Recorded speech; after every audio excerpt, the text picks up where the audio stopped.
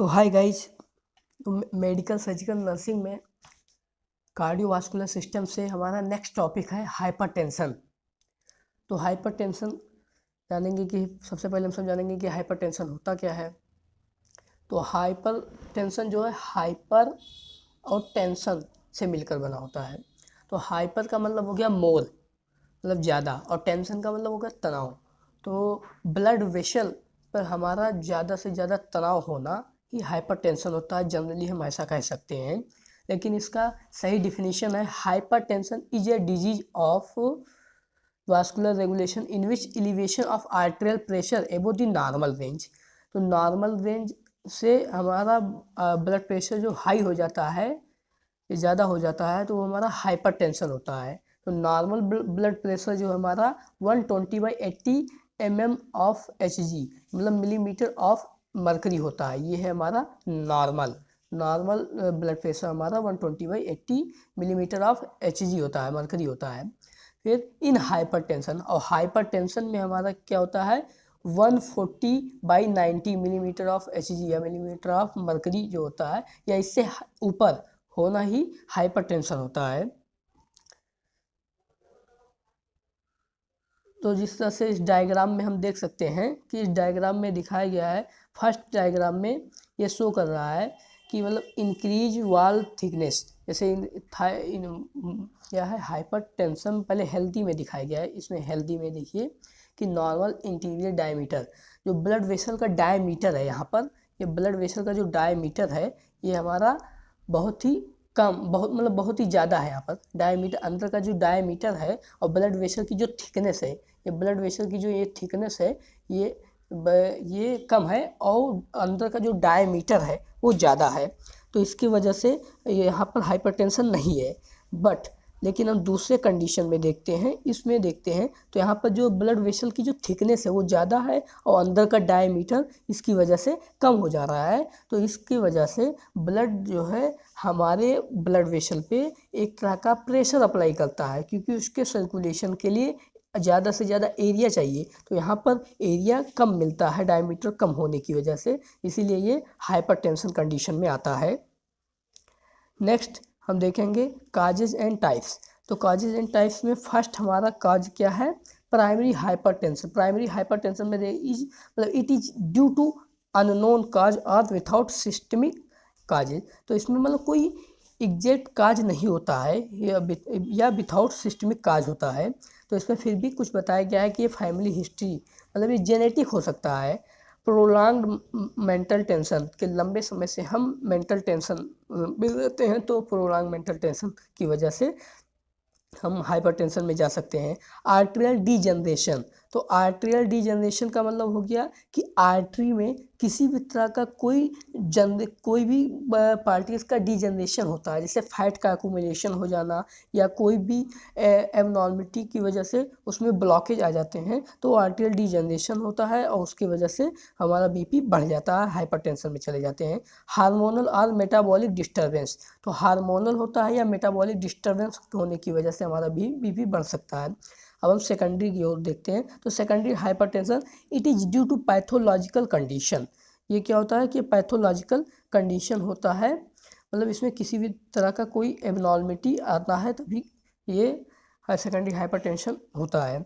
तो फर्स्ट है due to kidney disease कि पॉलियोनेफ्राइटिस। पॉलियोनेफ्राइटिस का मतलब होगा इन्फ्लामेशन ऑफ किडनी। इन्फ्लामेशन का मतलब ये होगा कि किडनी में स्वेलिंग आ जाना, पेन आ जाना, फिर उसमें उसका टेम्परेचर हाई हो जाना, तो ये हो गया इन्फ्लामेशन। इन्फ्लामेशन होने की वजह से हमारा बीपी बढ़ सकता है।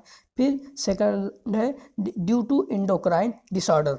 मतलब इंडोक्राइन डिसऑर्डर का मतलब होगा कि किसी भी तरह का कोई हार्मोनल डिस्टर्बेंस होने की वजह से ये हमारे बॉडी में हाइपरटेंशन हो जाता है, जैसे कि कुशिंग सिंड्रोम या डायबिटीज मेलाइटस। डायबिटीज मेलाइटस से सब हो जाते हैं, तो क्या होता है हम हाइपरटेंशन लीड कर जाते हैं। Congenital deformities example renal arteries obstruction. Congenital मतलब कुछ जन्मजात से कुछ डिफॉर्मिटीज आ जाते हैं, तो वो क्या होता है रीनल आर्टरी ऑब्स्ट्रक्शन होता है, तो उससे हाइपरटेंशन हो जाता है। अदर भी कई हैं, अदर में दिए गए हैं कि इनलार्ज्ड प्रोस्टेट। इनलार्ज प्रोस्टेट का मतलब हो गया कि प्रोस्टेट ग्लैंड का उसमें इनलार्जमेंट आ जाना, नॉर्मल साइज से बड़ा हो जाना, तो इनलार्ज प्रोस्टेट की वजह से। टॉक्सीमिया इन प्रेगनेंसी का मतलब ये हो गया कि प्रेगनेंसी टाइम पे बीपी हाई होने की वजह से कुछ कॉम्प्लिकेशन आते हैं, तो टॉक्सीमिया इन प्रेगनेंसी बोलते हैं। फिर एक्सेसिव बॉडी वेट के ज़्यादा होने की वजह से। एक्सेसिव सोडियम इंटेक, यदि हम सोडियम इंटेक ज़्यादा लेते हैं, जैसे नमक वमक ज़्यादा खाते हैं, तो एक्सेसिव सोडियम इंटेक की वजह से होता है। फिर ओबिसिटी मतलब मोटापा होने की वजह से। स्मोकिंग मतलब बीड़ी सिगरेट पीने की वजह से भी हो जाता है। अब हम देखेंगे कि बॉर्डर लाइन हाइपरटेंशन, तो ये बॉर्डर लाइन हाइपरटेंशन है। तो it is defined as intermittent elevation of BP with normal readings, तो नॉर्मल रीडिंग से बीपी का हाई हो जाना।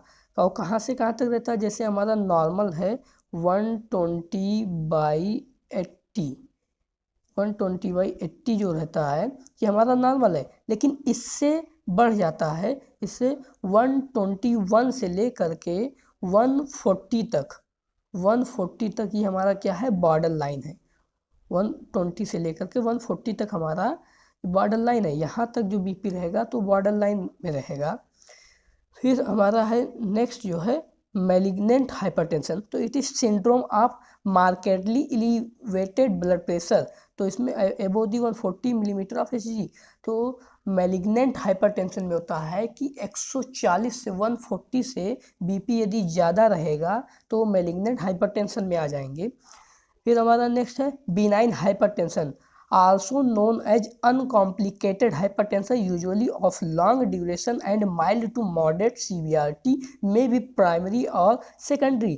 तो बिनाइन हाइपरटेंशन क्या होता है, एक ऐसा अनकॉम्प्लिकेटेड हाइपरटेंशन होता है जो लॉन्ग समय के लिए, यूजुअली लॉन्ग समय के लिए होता है, ये माइल्ड टू मॉडरेट सीवियरिटी होता है, और ये मे बी प्राइमरी भी हो सकता है और या सेकेंडरी हो सकता है, इसे बताया गया है। फिर वाइट कोट हाइपरटेंशन में बताया गया कि it is due to anxiety only at a time of measuring blood pressure by doctor और नर्स इन द हॉस्पिटल और क्लिनिक। जिसमें बताया गया कि वाइट कोट हाइपरटेंशन ये कब होता है कि यदि कोई नर्स या डॉक्टर जब बीपी लेते हैं तो उस टाइम टेंशन एंजाइटी में रहते हैं पेशेंट, तो उस टाइम उनका बीपी हाई होता है और वो हाई होने की वजह से वो हाइपरटेंशन में आ जाते हैं, तो वो जो रहता है हाइपरटेंशन वाइट कोट हाइपरटेंशन होता है, क्योंकि ये कुछ समय के लिए रहेगा, ज़्यादा टाइम लॉन्ग टाइम के लिए नहीं रहता है वाइट कोट हाइपरटेंशन। नेक्स्ट हम देखेंगे पैथोफिजियोलॉजी का मतलब ये हो गया कि बीपी हमारे बॉडी में क्यों या कैसे बढ़ता है, बीपी हमारे बॉडी में कैसे हाई हो जाता है, ब्लड प्रेशर कैसे हाई हो जाता है। तो there are 3 control system play major role in monitoring blood pressure, तो यहाँ पर क्या होते हैं कि मतलब मेनली थ्री कंट्रोल सिस्टम हैं जो एक इम्पॉर्टेंट रोल प्ले करते हैं ब्लड प्रेशर को मॉनिटर करने में, ब्लड प्रेशर को मेंटेन करने में।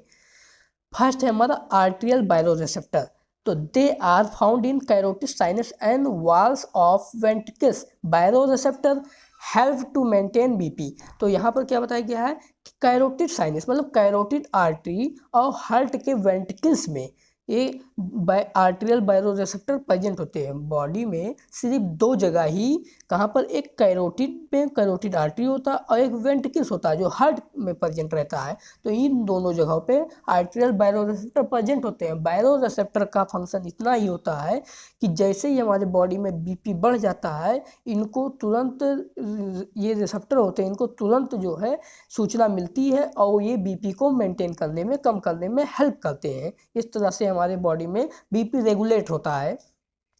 नेक्स्ट है regulation of body fluid volume, तो बॉडी फ्लूइड वॉल्यूम के रेगुलेशन की वजह से भी हमारे बॉडी में बीपी कंट्रोल हो सकता है, क्योंकि बॉडी फ्लूइड जितना ज़्यादा होगा उतना ही ज़्यादा ब्लड होगा, फिर बॉडी फ्लूइड कम होगा तो उतना ही कम ब्लड होगा। तो फर्स्ट हम देखते हैं, इसमें बताया गया कि change in body fluid that effect the systemic arterial pressure, तो यदि बॉडी फ्लूइड चेंज हो जाएगा तो हमारा आर्टेरियल प्रेशर जो है वो भी चेंज हो जाएगा, उस पर इफेक्ट डालेगा, क्योंकि बॉडी फ्लूइड जब कम हो गया तो हमारा बीपी भी कम हो जाएगा, बॉडी फ्लूइड ज़्यादा हो जाएगा तो हमारा बीपी भी ज़्यादा हो जाएगा, क्योंकि ये ब्लड वॉल्यूम को भी इफेक्ट करता है। बॉडी फ्लूइड ज़्यादा होने की वजह से ब्लड वॉल्यूम भी ज़्यादा हो जाएगा, बॉडी फ्लूइड कम होने की वजह से ब्लड वॉल्यूम भी कम हो जाएगा। तो अब ये बॉडी फ्लूइड चेंज हो गया। अब इसके बाद abnormality in transport of sodium ion and water. तो सोडियम आयन एंड वाटर, इन दोनों का एक इम्पॉर्टेंट रोल ये है कि सोडियम और वाटर जो रहेगा, सोडियम आयन और वाटर रहेगा, प्रेजेंट रहेगा बॉडी में जितना ज़्यादा, उतना ही ज़्यादा बीपी हाई रहेगा, और बीपी और वो ब्लड में सोडियम और वाटर का लेवल कम रहेगा तो बीपी हमारा लो रहेगा। तो इस तरह से जैसे increase sodium potassium H2O in blood, तो ब्लड में यदि सोडियम का लेवल हाई है और पोटेशियम का लेवल हाई है, वाटर का लेवल हाई है, तो हमारा बीपी क्या करेगा, वॉल्यूम, ये ब्लड वॉल्यूम को बढ़ा देगा, और ब्लड वॉल्यूम बढ़ने की वजह से हमारा बीपी बढ़ जाएगा। इस तरह से हमारा क्या है कि regulation of body fluid volume में भी हमारा बीपी इंक्रीज हो जाता है। नेक्स्ट है हमारा द रेनिन एंजियोटेंसिन सिस्टम। तो रेनिन एंजियोटेंसिन सिस्टम में हम ये देखते हैं कि रेनिन जो होता है हमारा एक तरह का एंजाइम होता है, और एंजियोटेंसिन जो है एक तरह का प्रोटीन होता है। तो एंजियोटेंसिन ये प्रोटीन क्या करता है कि हमारे ब्लड में ब्लड के प्रेशर को बढ़ा देता है। Angiotensin that are the protein, एक ऐसा प्रोटीन होता है that the elevated blood pressure of the body. तो बॉडी के ब्लड प्रेशर को ये क्या करता है, एलिवेट कर देगा, इंक्रीज करा देगा, ये एंजियोटेंसिन का काम होता है। तो रेनिन एक तरह का एंजाइम होता है, ये क्या करता है, पहले हमारे बॉडी में एंजियोटेंसिनोजन हार्मोन प्रेजेंट होता है। तो एंजियोटेंसिनोजन हार्मोन प्रेजेंट होता है, जो रेनिन एंजाइम की वजह से वो एंजियोटेंसिन फर्स्ट में कन्वर्ट हो जाता है। एंजियोटेंसिनोजन हार्मोन प्रेजेंट होगा तो वो रेनिन उसको किस में कन्वर्ट कर देगा, एंजियोटेंसिन फर्स्ट में कन्वर्ट कर देगा, और उसके बाद यहाँ पर जो है एक ACE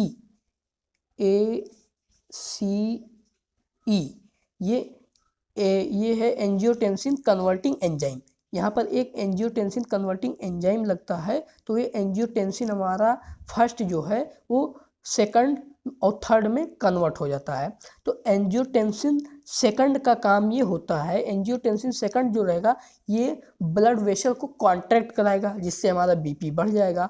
और एंजियोटेंसिन जो हमारा थर्ड है ये क्या कराएगा, ये एंजियोटेंसिन हमारा जो थर्ड होता है ये जनरली देखा गया है कि मतलब एल्डोस्ट्रॉन एक तरह का एक हार्मोन होता है जो क्या कराता है, जो हमारे किडनी में कह सकते हैं कि हमारा किडनी में इसका फंक्शन रहता है, तो ये स्टिमुलेट हो जाएगा। एल्डोस्ट्रॉन, एंजियोटेंसिन थर्ड जो होता है वो एल्डोस्ट्रॉन हार्मोन को क्या करेगा, स्टिमुलेट कर देगा। और एल्डोस्ट्रॉन का फंक्शन ये है कि वाटर और सोडियम को रीएब्जॉर्प्शन करेगा। तो रीएब्जॉर्प्शन करने की वजह से हमारे ब्लड में सोडियम और वाटर का लेवल हाई हो जाता है, जिससे क्या होगा, increase sympathetic nervous system activate. तो ये सिंपैथेटिक नर्वस सिस्टम को एक्टिवेट कर देता है, उसके एक्टिविटी को इंक्रीज करा देता है। और ये जब हमारे ब्लड में सोडियम और वाटर का लेवल हाई हो जाता है तो ये क्या कर देगा, क्योंकि मतलब इनहिबिट सोडियम एक्सक्रीशन, ये कैसे कराएगा, क्योंकि सोडियम के एक्सक्रीशन को ये इनहिबिट कर देगा, मतलब स्टॉप कर देगा। तो सोडियम के एक्सक्रीशन को स्टॉप करने की वजह से हमारे ब्लड में सोडियम का लेवल हाई हो जाता है, और हाई होने की वजह से तो ये इंक्रीज बीपी हो जाता है, तो ब्लड बीपी जो हमारा इंक्रीज हो जाता है। इस तरह से हमारा क्या होता है कि रेनिन एंजियोटेंसिन सिस्टम ये हमारे बॉडी में वर्क करता है बीपी को इंक्रीज कराने में। नेक्स्ट है हमारा साइन एंड सिम्टम्स। तो साइन एंड सिम्टम में हम देखते हैं कि मॉर्निंग ऑसिपिटल हेडेक। तो ये बताया कि मतलब ऑसिपिटल एरिया पे हमारे क्या होगा, हेडेक होगा, फैटिग। ऑसिपिटल एरिया हमारा पीछे की ओर होता है, तो वहाँ पर हेडेक होगा, दर्द होगा, थकावट होगा, डिजीनेस में थकावट, चक्कर आएंगे, ब्लरिंग विजन आएंगे, ब्लर विजन दिखेगा, प्रोटीन यूरिया में प्रोटीन का प्रेजेंट होगा, हीमैचूरिया यूरिन में ब्लड का प्रेजेंस होना, कार्डियक अस्थमा का होना, एंजाइनल पेन चेस्ट पेन होना, इपिस्टेक्सिस मतलब नोज ब्लीडिंग होना, पाल्पिटेशन मतलब हार्ट रेट इंक्रीज हो जाना, टिनिटस मतलब रिंगिंग इन ईयर्स, मतलब क्या होगा कि ईयर्स में जो हम सुनते हैं कुछ तो वाइब्रेशन जैसा मुझे सुनाई पड़ेगा। फिर ब्रीथलेसनेस, तो हमको सांस लेने में थकावट होगी या मतलब लंबी हम सांस लेंगे। फिर हम कैसे हम पता करेंगे, जो पहले फर्स्ट हमारा डायग्नोस्टिक, इसके बारे में डायग्नोस्टिक इवैल्यूएशन। तो डायग्नोस्टिक इवैल्यूएशन का मतलब होगा कि हमको कैसे पता चलेगा कि हम हाइपर टेंशन है या पेशेंट को हाइपर टेंशन है। तो इसमें है कि हम बीपी को मॉनिटर करके, बीपीएम ले करके, फिर चेस्ट एक्सरे करके, यूरिन टेस्ट करके, ब्लड टेस्ट करके, हिस्ट्री कलेक्शन करके, फिजिकल एग्जामिनेशन कर, इतने सारे है कि मतलब हम बीपी मेजर करके, बीपी ले करके, फिर चेस्ट एक्सरे करेंगे, यूरिन टेस्ट करेंगे, यूरिन टेस्ट में क्या होगा प्रोटीन का प्रेजेंट होगा, ब्लड टेस्ट करेंगे कि ब्लड टेस्ट करेंगे की वजह से हिस्ट्री कलेक्शन भी करने का, फिजिकल एग्जामिनेशन, इतने सारे पॉइंट की वजह से डायग्नोस्टिक इवैल्यूएशन हम कर सकते हैं। फिर कॉम्प्लिकेशन क्या क्या आ सकते हैं, तो कॉम्प्लिकेशन में हार्ट डिजीज होगा, रीनल फेलियर होगा, सेरिब्रल हैमरेज होगा, एंजाइना पेक्टोरिस होगा। ये 4 कॉम्प्लिकेशन होते हैं। हार्ट डिजीज होगा, रीनल फेलियर का, सेरिब्रल हैमरेज हो सकते हैं, एंजाइना पेक्टोरिस हो सकते हैं। एंजाइना पेक्टोरिस वही चेस्ट पेन ही होते हैं। हार्ट डिजीज तो जानते हैं, रीनल फेलियर और सेरिब्रल हैमरेज देखते लोग जानते ही होंगे। तो अब हम देखते हैं मेडिकल मैनेजमेंट, कि हम मेडिकल मैनेजमेंट कैसे दे सकते हैं और कौन कौन क्या क्या दे सकते हैं। तो डायूरेटिक का फंक्शन ये होता है कि they increase the frequency of urine, increase frequency of urine, कि मतलब यूरिन को ज़्यादा से ज़्यादा पास कराएगा। ज़्यादा से ज़्यादा यूरिन पास कराने की वजह से हमारे बॉडी में ब्लड वॉल्यूम कम होगा। ब्लड वॉल्यूम के कम होने की वजह से हमारा ब्लड प्रेशर लो हो जाएगा, जो हाई रहेगा ब्लड प्रेशर वो लो हो जाएगा। तो इसमें कौन सा था, थायाजाइड देंगे 40 mg और फ्रूसामाइड, ये ज़्यादा कॉमन है कि हॉस्पिटल में फ्रूसामाइड ज़्यादा ही देखने को मिलता है, 20 mg ये देंगे।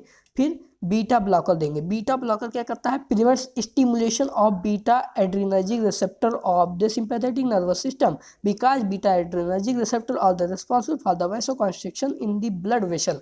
तो ये क्या करेगा, बीटा ब्लॉकर जो होगा ये एड्रेनर्जिक रिसेप्टर, ये सिंपैथेटिक नर्वस सिस्टम के बीटा एड्रेनर्जिक रिसेप्टर को स्टिमुलेशन को प्रिवेंट कर देगा, मतलब रोक देगा। क्या करेगा, सिंपैथेटिक नर्वस सिस्टम के बीटा एड्रेनर्जिक रिसेप्टर के स्टिमुलेशन को रोक देता है ये। और ये एड्रेनर्जिक रिसेप्टर का फंक्शन क्या होता है, ये क्या करते हैं कि ब्लड वेसल को कॉन्ट्रैक्शन कराने में हेल्प करते हैं। जब ब्लड वेसल हमारा कॉन्ट्रैक्ट होगा तो उसकी वजह से बीपी हमारा हाई हो जाता है। तो इसको जब रोक दिया जाएगा बीटा ब्लॉकर दे करके, तो ये बीपी हमारा नॉर्मल रहेगा। तो एग्जाम्पल में है एटिनोलॉल, और एटिनोलॉल है, बीटा ऑक्सीलॉल है, टाइमोलॉल है, प्रोपेनोलॉल है। तो ये क्या करेंगे, हमारे बीटा ब्लॉकर होते हैं। और ये क्या ब्लड प्रेशर हाइपरटेंशन पेशेंट को दिए जाते हैं, जिससे हमारा बीपी नॉर्मल हो जाता है। फिर इसके बाद है हमारा कि वैसोडाइलेटर क्या करते हैं कि this drug acts as a vessel dilator and open vessel by relaxing their muscular walls and decrease BP. तो ये ब्लड प्रेशर को क्या करें, डिक्रीज करें। तो ब्लड प्रेशर क्या मतलब डिक्रीज करा देंगे। तो वैसोडाइलेटर्स ऐसे ड्रग्स होते हैं कि जो क्या करते हैं, ब्लड वेसल को डायलेट करा देंगे। ब्लड वेसल को डायलेट कराने की वजह से हमारा बीपी लो हो जाएगा। ये नाइट्रेट्स इसमें मेनली आते हैं, ड्रग नाइट्रेट्स जो शॉर्ट एक्टिंग में भी ड्रग आते हैं, लॉन्ग एक्टिंग में शॉर्ट एक्टिंग में है नाइट्रोग्लिसरीन आते हैं जो 15 से 20 mg देते हैं। सबलिंगुअल देते हैं, सबलिंगुअल मतलब टंग के नीचे का हम इसको रखते हैं और सबलिंगुअल लेते हैं। फिर लॉन्ग एक्टिंग में है आइसोसॉर्बाइड डाइनाइट्रेट्स, ये 5 से 10 mg तक देते हैं। ये लॉन्ग एक्टिंग तक रहता है, लंबे समय तक इसका वर्क रहता है।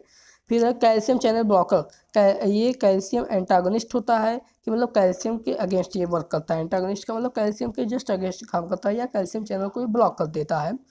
तो इसका फंक्शन ये है कि they are use to decrease oxygen demand in the heart and improve coronary blood flow. तो ये क्या करेगा कि हाँ ऑक्सीजन डिमांड को हार्ट में ये डिक्रीज कराएगा और कोरोनरी ब्लड फ्लो को इम्प्रूव कराता है। तो इसमें वेरापामिल आएंगे, ड्रग आएगा, और ये निफिडिपिन आ जाएगा। फिर हमारा है एंजियोटेंसिन कन्वर्टिंग एंजाइम इनहिबिटर। तो वहाँ पर हमने देखा था कि रेनिन एंजियोटेंसिन सिस्टम में कि जो हमारा क्या रहता है ACE एक एंजाइम बताया था कि क्या करता है वो एंजियोटेंसिन हमारा तो कब एंजियोटेंसिन किस में कन्वर्ट होता है एंजियोटेंसिन फर्स्ट और सेकंड में, तो किस एंजाइम की हेल्प से ACE एंजियोटेंसिन कन्वर्टिंग एंजाइम की हेल्प से। तो उस एंजाइम की वजह से हमारा एंजियोटेंसिन किस में कन्वर्ट हो जाता है फर्स्ट, एंजियोटेंसिन फर्स्ट जो होता है फर्स्ट और सेकंड और थर्ड में कन्वर्ट हो गया था। तो इसकी वजह से जब हम इनको एंजियोटेंसिन कन्वर्टिंग एंजाइम इनहिबिटर दे देंगे तो ये क्या करेगा एंजियोटेंसिन कन्वर्टिंग एंजाइम को इनहिबिट कर देगा, रोक देगा। तो हमारा एंजियोटेंसिन फर्स्ट जो है एंजियोटेंसिन सेकंड और थर्ड में कन्वर्ट नहीं होगा। ये कौन कौन से ड्रग होते हैं, कैप्टोप्रिल और रामाप्रिल और बेंजोप्रिल, ये 3 ड्रग होते हैं कि जो क्या करते हैं एंजियोटेंसिन कन्वर्टिंग एंजाइम इनहिबिटर होते हैं। नर्सिंग मैनेजमेंट में फर्स्ट हम एसेस करेंगे। तो एसेस करेंगे कि पेशेंट में assess the anxiety level of patient को कितना टेंशन होता है, take medical history of patient, कौन कौन सा मेडिसिन लिया है, ask diet pattern of patient की किस तरह का डाइट वो लिया है, assess the educational level patient कि वो मतलब कितना पढ़ा लिखा है। फिर हम इसके बाद नर्सिंग डायग्नोसिस एंड इंटरवेंशन देखेंगे कि एंजाइटी रिलेटेड टू डिजीज। तो नर्सिंग इंटरवेंशन में फर्स्ट देखेंगे provide proper knowledge about the disease condition to patient. तो हम क्या नाम है मतलब एक प्रॉपर नॉलेज प्रोवाइड करेंगे डिजीज कंडीशन, पेशेंट को प्रॉपर नॉलेज प्रोवाइड करेंगे डिजीज के बारे में। फिर प्रोवाइड कंफर्टेबल रेस्ट, एक कंफर्टेबल रेस्ट प्रोवाइड कराएंगे। रेस्ट्रिक्ट क्वांटिटी ऑफ विजिटर्स, जो उनको ज़्यादा विजिटर्स जो देखने आते हैं उनको हम क्या करेंगे रोकेंगे कि अभी आप मत जाइए, अभी उनको रेस्ट कर दे दीजिए। फिर give answer to the question of patient, यदि कोई क्वेश्चन पेशेंट करता है तो हम उस क्वेश्चन का जवाब हम देंगे। फिर हमारा knowledge deficit about the disease condition, यदि नॉलेज उसको डिजीज के बारे में नहीं है तो हम क्या करेंगे नर्सिंग इंटरवेंशन में provide proper knowledge about the disease to the patient, also try to increase knowledge of patient about its disease. तो हम एक मतलब प्रॉपर नॉलेज उसको प्रोवाइड करेंगे डिजीज के बारे में कि ये डिजीज ऐसे होता है, इनमें लेना नहीं चाहिए, एल्कोहल नहीं लेना चाहिए, जो भी देना है तो हम उनको एडवाइस करेंगे, एजुकेट करेंगे। फिर alteration in comfort related to disease, तो ये क्या मतलब जो alteration in comfort related to disease, तो जो हम कंफर्ट प्रोवाइड कराएंगे तो उसमें चेंजेस नहीं होने चाहिए, हमको कंफर्टेबल पोजीशन को प्रोवाइड कराना चाहिए। तो provide comfortable position as well as provide rest to patient with raise head of bed और यूज पिल्लो। तो हम कंफर्टेबल पोजीशन प्रोवाइड कराएंगे और उनके हेड को थोड़ा सा उठाएंगे पिल्लो लगाकर। Provide general care to patient, तो हम जनरल केयर प्रोवाइड कराएंगे, जो मेडिसिन दिया जाता है या उनको बताएंगे कि मतलब ज़्यादा टेंशन नहीं लेना चाहिए और ये आप सही हो जाएगा, मतलब उनको कुल मिला के हम हेल्थ एजुकेशन देंगे। Give health education to the patient, ये हेल्थ के एजुकेशन इसी तरह से देंगे कि उनको अल्कोहल नहीं लेना चाहिए और भीड़ से क्राउड होना चाहिए, किसी तरह का कोई भी टेंशन नहीं लेना चाहिए। फिर advise patient to avoid alcohol and smoking, और हम ये भी एडवाइस करेंगे कि उनको अल्कोहल और स्मोकिंग नहीं करना है। तो इस तरह से हाइपर टेंशन से रिलेटेड जितने भी पॉइंट्स थे सब हमारे क्लियर हो गए, इसमें हो गए हैं। तो आप सभी से यही आशा करेंगे कि ज़्यादा से ज़्यादा इस वीडियो को देखें, लाइक शेयर और सब्सक्राइब करें। Thank you so much.